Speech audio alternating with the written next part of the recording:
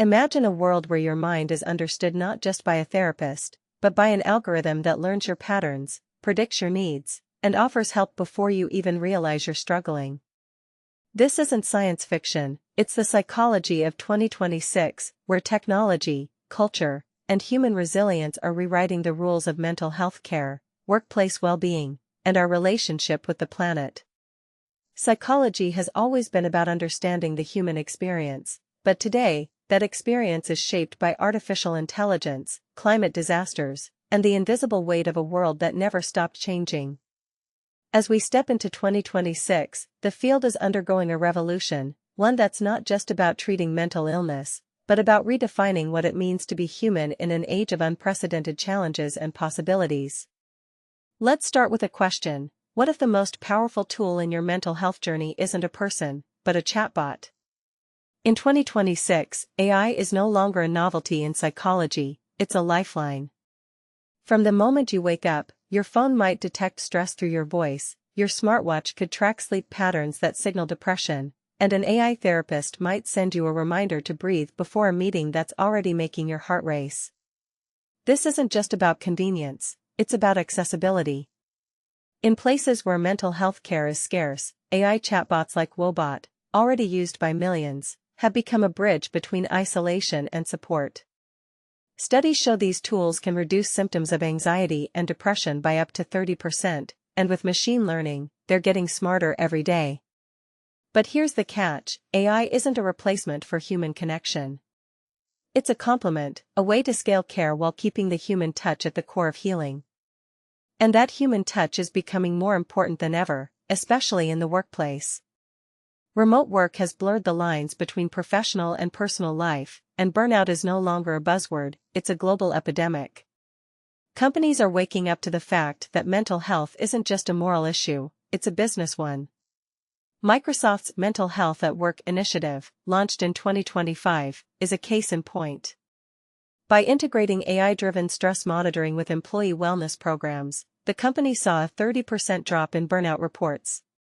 This isn't just about saving money, it's about recognizing that a healthy employee is an engaged one.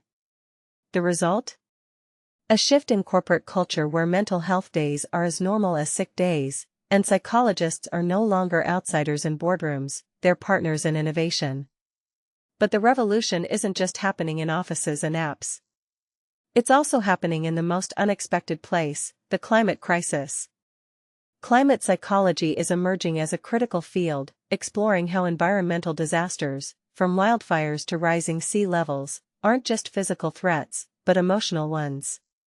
A 2024 study in Nature Human Behavior found that 68% of climate-related mental health concerns are linked to anxiety and depression, especially in vulnerable communities. Psychologists are now working alongside climatologists to develop resilience strategies that go beyond carbon credits.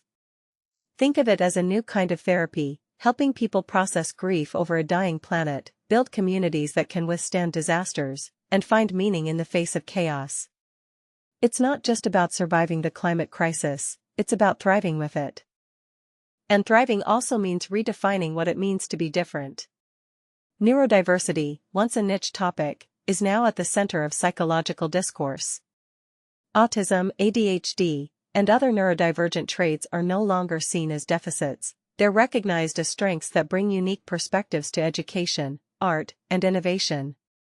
Schools are redesigning curricula to accommodate diverse learning styles, workplaces are creating flexible environments that value different ways of thinking, and mental health policies are shifting from fixing neurodivergent individuals to building systems that support them.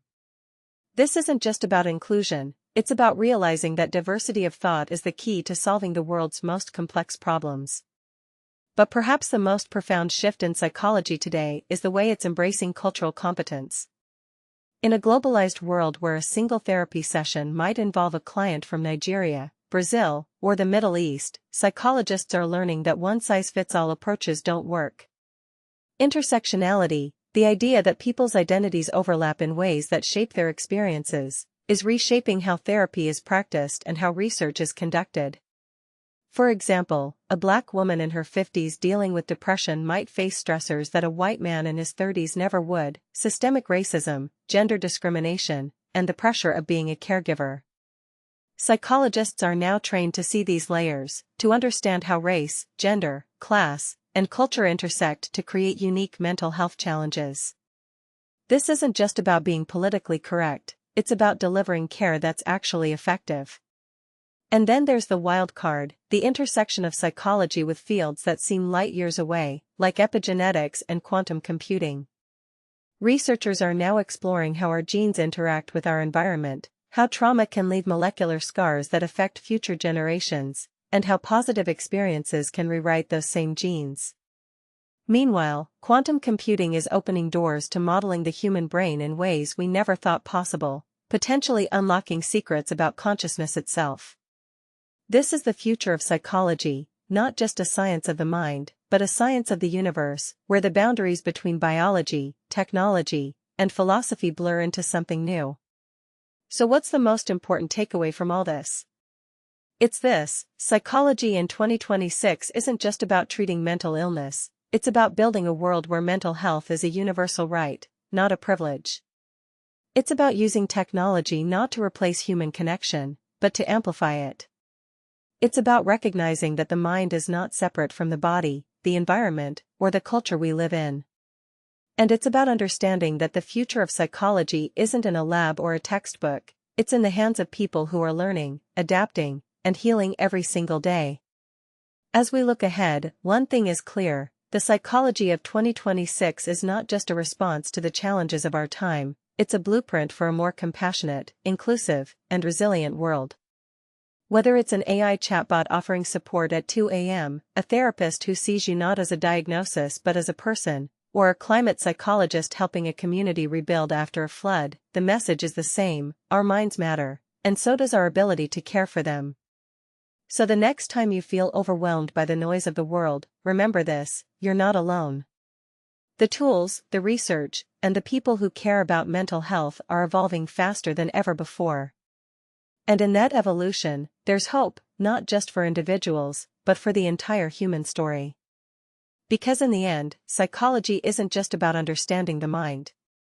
It's about understanding what makes us human, and how we can use that understanding to create a better future for everyone.